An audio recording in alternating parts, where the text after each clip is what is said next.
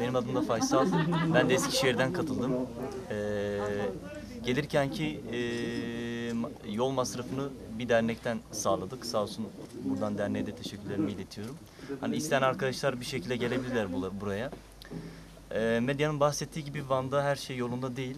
Aslında hani bizim hayatlarımızda da her şey yolunda olmayabilir ama hayat sadece kendi hayatlarımızı yoluna koymak değil de başka insanların hayatlarını da yoluna koymak gerekiyor. Bizim burada bulunmamızın temel nedeni aslında budur. Bundan dolayı geldik. İsteyen arkadaşlar gelebilirler. Burada barınma konusunda, yiyecek konusunda, giyecek konusunda herhangi bir problem yok.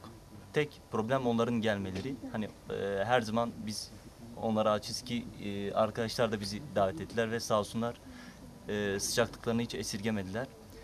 Bir de şey konusunda eksikliğimiz var. 35'e yakın doktor arkadaş var. Yalnız çocukların bu depremden dolayı yaşadığı bu travmayı atlatabilecek, bu travma süreci, bu travmayı onların zihninden kurtarabilecek psikolog arkadaşlara ihtiyaç var. Sadece bir tane psikolog arkadaşımız var.